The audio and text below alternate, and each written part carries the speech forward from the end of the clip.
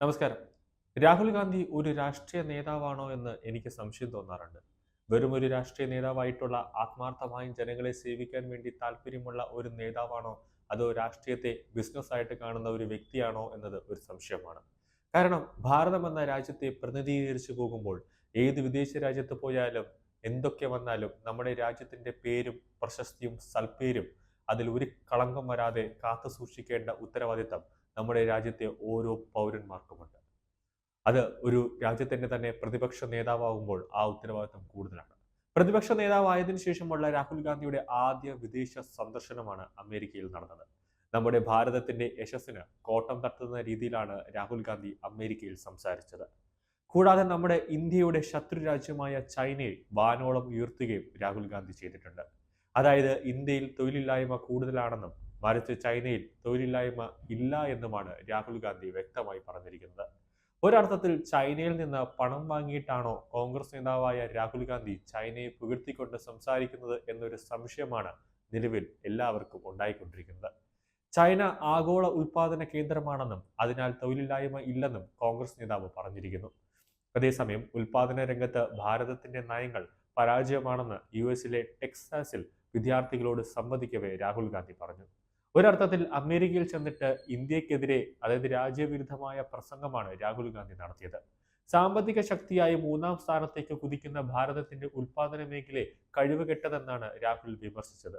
സാമ്പത്തിക മേഖലയിൽ രാജ്യത്തിന് ഒരിക്കലും 4.1% വളർച്ച കൈവരിക്കാൻ സാധിക്കില്ല എന്ന തെറ്റായ പരാമർശം കോൺഗ്രസ് നേതാവ് നടത്തിയിട്ടുണ്ട്. കൂടാതെ ഈ പരാമർശം എല്ലാം നടത്തിയ ഇന്ത്യയുടെ പ്രതിപക്ഷ നേതാവ് രാഹുൽ ഗാന്ധിക്ക് ആ കസേരയിൽ ഇരിക്കാൻ ഇനി യോഗ്യനാണോ എന്ന് നമ്മളാണ് ചിന്തിക്കേണ്ടത്.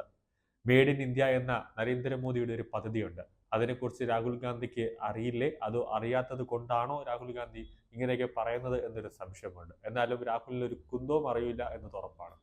RSS പ്രചരിപ്പിക്കുന്നത് പോലെ ഭാരതം ഒരു രാജ്യമല്ലെന്നും വിവിധ മേഖലകളുടെ കൂടിച്ചേരലുകളാണെന്നും രാഹുൽ ഗാന്ധി പറഞ്ഞു. രാജ്യത്തിന്റെ അഖണ്ഡത തകർക്കാൻ വിഘടനവാദികൾ ഉപയോഗിക്കുന്ന അതേ വാദമാണ് രാഹുൽ ഇതിനായി ഉപയോഗിച്ചത്.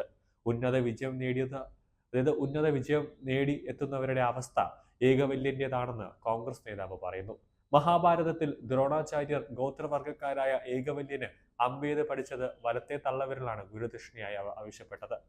അതുപോലെയാണ് ഭാരതത്തിലെ അവസ്ഥയുമെന്ന് രാഹുൽ ഗാന്ധി പറയുന്നു. മഹാഭാരതത്തിൽ ദ്രോണാചാര്യന് ഗോത്രവർഗക്കാരനായ ഏകവല്യൻ അമ്പെയ്ത് പഠിപ്പിച്ചതിന് വലത്തെ തള്ളവിരലാണ് ഗുരുദക്ഷിണയായി ആവശ്യപ്പെട്ടത്. അതുപോലെയാണ് ഭാരതത്തിലെ അവസ്ഥയുമെന്ന് രാഹുൽ ഗാന്ധി പറയുന്നു.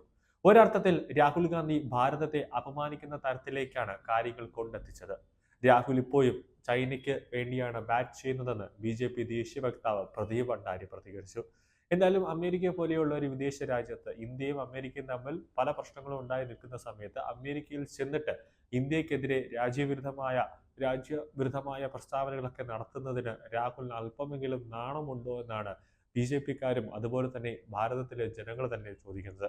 എന്തായാലും അമേരിക്കയിൽ നിന്ന് സന്ദർശനം നടത്തി രാഹുൽ ഭാരതത്തിലേക്ക് വരുമ്പോൾ എന്തായാലും ചിലപ്പോൾ ഇതിനെതിരെ ഒരു നടപടി ചിലപ്പോൾ കേന്ദ്ര സർക്കാരിന്റെ ഭാഗത്ത് നിന്ന് ഉണ്ടാകാനുള്ള സാധ്യത കൂടുതലാണ്. അതെന്തായാലും തള്ളിക്കളയാൻ പറ്റില്ല. കാരണം അത്രയേറെ അമേരിക്കയിൽ ചെന്നിട്ട് വിദ്യാർത്ഥികളോട്, അതായത് അമേരിക്കയിലെ വിദ്യാർത്ഥികളോട് ഇന്ത്യക്കെതിരെയാണ് രാഹുൽ ഗാന്ധി സംസാരിച്ചിരിക്കുന്നത്. അതും ഒരു പ്രതിപക്ഷ നേതാവിന്റെ കസേരയിൽ ഇരിക്കുന്ന ഒരു വ്യക്തി എന്ന നിലയിലും.